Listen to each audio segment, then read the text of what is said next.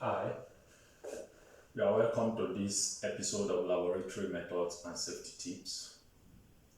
What if I ask you what is the most abundant waste on the surface of the earth? What will be your response?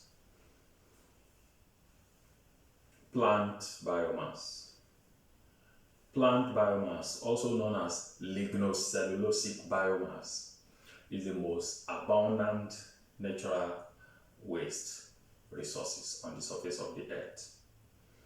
An estimated 181.5 billion tons is generated per annum, out of which only 8.2 billion tons is utilized. Plant biomass consists mainly of three biopolymers. They are mainly cellulose, hemicellulose, and lignin. Of these three biopolymers, cellulose and hemicellulose found abundant usage, but the other biopolymer, the third biopolymer, which is lignin, is the one that is less used and has mainly contributes to the waste that is available. So research has been on in this area, and research is quite hot in this area now, where usage is being found for lignin. And research so far has shown that several kinds of aromatic chemicals, industrial chemicals, can be produced from lignin, in addition to using it as a source of fuel. Various applications have been proposed and research is on in this area.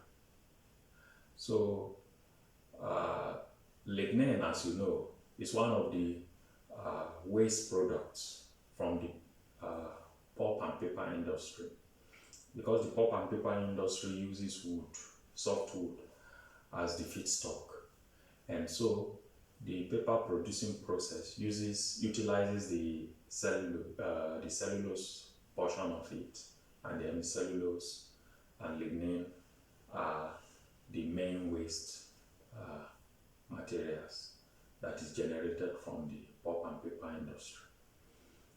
So there is abundance of lignin, available as waste, and this is what has prompted research in this area.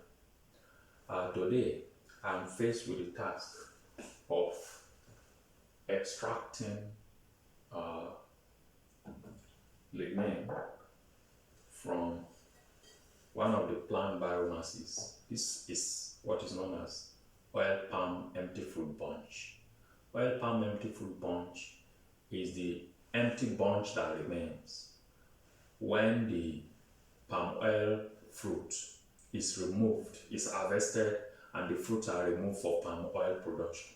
The bunch in which the fruits are attached is what is known as the empty fruit bunch, and it looks like this after it is grinded. So for this is about 420 micron, grinded into 420 micron sieve size. So how do we carry out extraction of lignin from these biomass sources, whether it is wood, whether it is oil palm empty fruit bunch, or grass, or any other source of biomass? There are standard protocols. One of them is from the Technical Association of Pulp and Paper Industry, what is known as TAPI. Another protocol is the ASTM, American Society for Testing and Materials. There is the protocol that is known as ASTM 1106, which is a method of removal of or extraction of lignin from wood or any other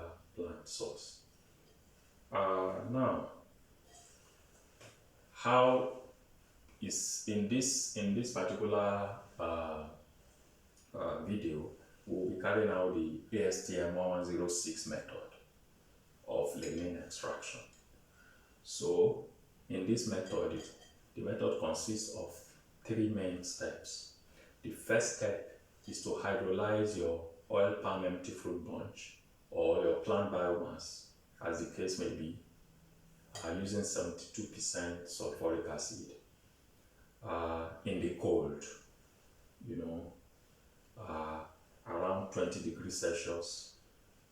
When you are using 72% sulfuric acid, heat is generated, so it is expected that you carry out the reaction in the cold, as it is exothermic. So the first step is to carry out hydrolysis in the cold, and then for 2 hours. Then after the 2 hours reaction with 72% sulfuric acid, the mixture is diluted to 3% sulfuric acid and boiled for another 4 hours. So after the boiling, it is expected that the remaining remnant that you have is the lignin, because most of the cellulose and hemicellulose will have been degraded and have undergone reaction with the sulfuric acid. The last stage is the drying, is the washing and drying of the lignin. In this episode, we are going to look at the first stage first of all. We'll probably make videos for each of the stages. So in this episode, we are going to make a video for the first stage, which is hydrolysis with 72% sulfuric acid. In this method, as I've said, we need a bath. It's supposed to be a constant temperature water bath of 20 degrees Celsius. But in the absence of that, we can improvise. And the improvisation we can make is to supply ice in a bath with water, and then where you can have your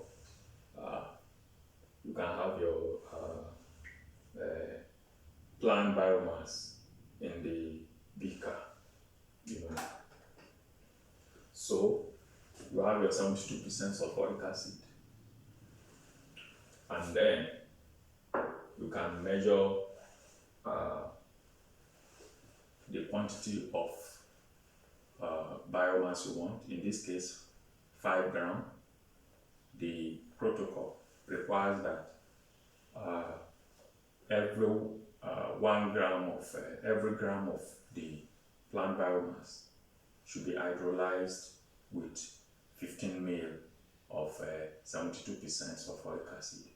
So for 5 grams, we'll need 75 ml of 72% sulfuric acid for each of them. And we have about 4 replicates here. So in each of the beaker, we are going to measure 75 ml of 72% sulfuric acid in each of the beakers.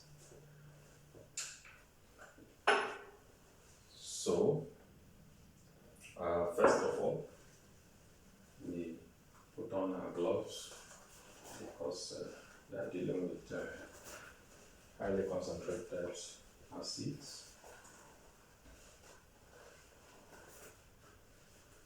So we measure 75 ml of 72% sulfuric acid.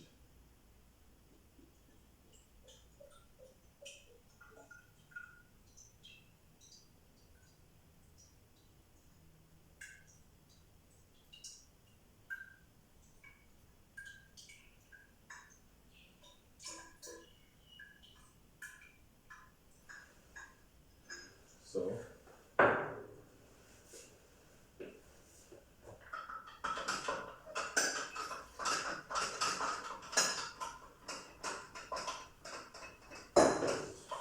we stir vigorously at at first until homogeneity is attained.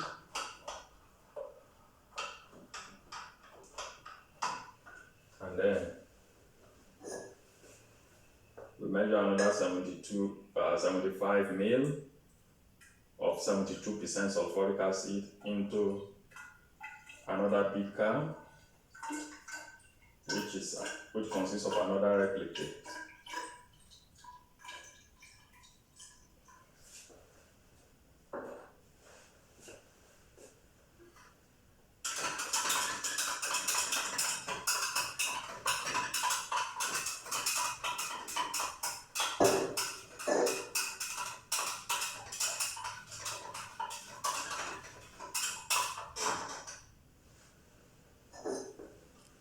Then we go for the third replicate.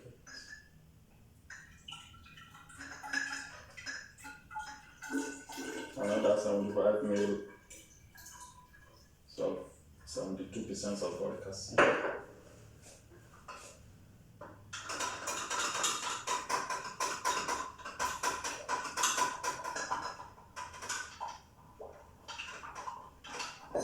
Until homogeneity is achieved, we need to stir vigorously at first until homogeneity is attained. And then the fourth replicate, another 75 ml of 72% sulfuric acid.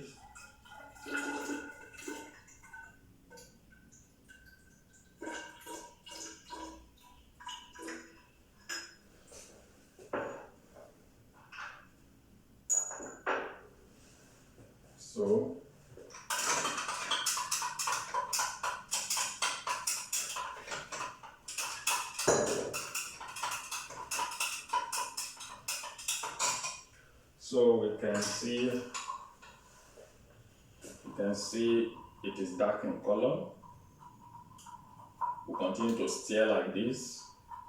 Allow this reaction to take place in the cold for 2 hours. After 2 hours, this 72% sulfuric acid solution, which is a mixture of the biomass and 72% sulfuric acid, will be diluted to 3% by addition of water or deionized water. So once you achieve the 3%, then we bring it to a boil on a heating plate.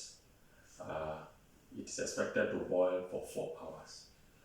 In our next video, we will look at how we dilute this 72% to 3% sulfuric acid for the next stage of hydrolysis. So until another episode, watch out for the episode. Until another episode, I expect feedback from you. Subscribe to this channel and like this channel. Thank you very much for listening. Bye for now.